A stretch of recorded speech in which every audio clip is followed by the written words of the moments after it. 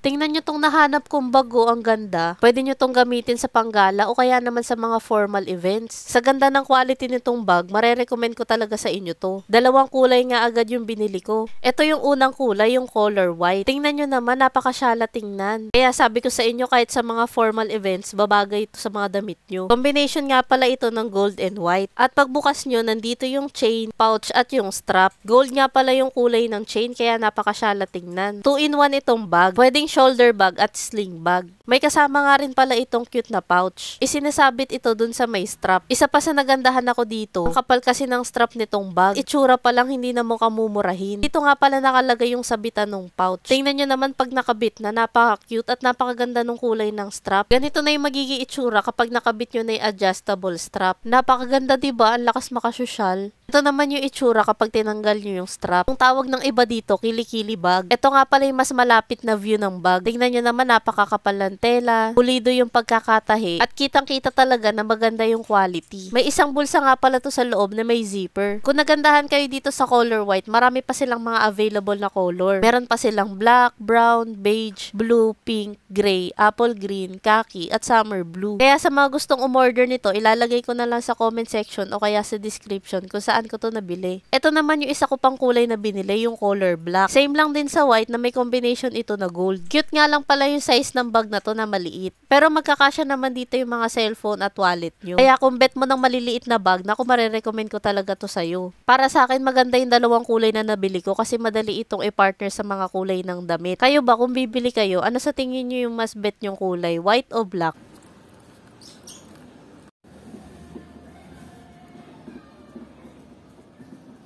Ganito na itsura ng black color kapag nakabit ko na yung adjustable strap. Ang ganda din itong color black, no? Kaya kung carry naman ng budget mo, dalawang kulay na rin yung bilhin mo. Para kapag may gala ka, hindi ka na mahihirapan magdesisyon kung ano ba ibabagay mong bag sa damit mo. Kung ngayon ka nga lang pala nakanood ng vlog ko, sinishare ko dito yung mga product na nabibili ko online. At hindi nga pala yan sponsored, kaya binibili ko talaga to lahat. Yung mga pinapakita kong product dito, talagang nasusubukan ko muna bago ko i-share sa inyo. Kaya masasabi ko talaga na marerecommend ko sa inyo itong 2-in-1 bag. Promise guys, napakaganda ng quality kahit 300 plus pesos lang to. Abangan nyo nga pala kung kailan sila nakasale. Kasi mas makukuha nyo pa tong bag sa mas murang halaga. Marami pa nga pala ako i-share sa inyo ng mga sulit bilhin online. Kaya wag nyo kalimutang i-follow ang aking mga social media accounts.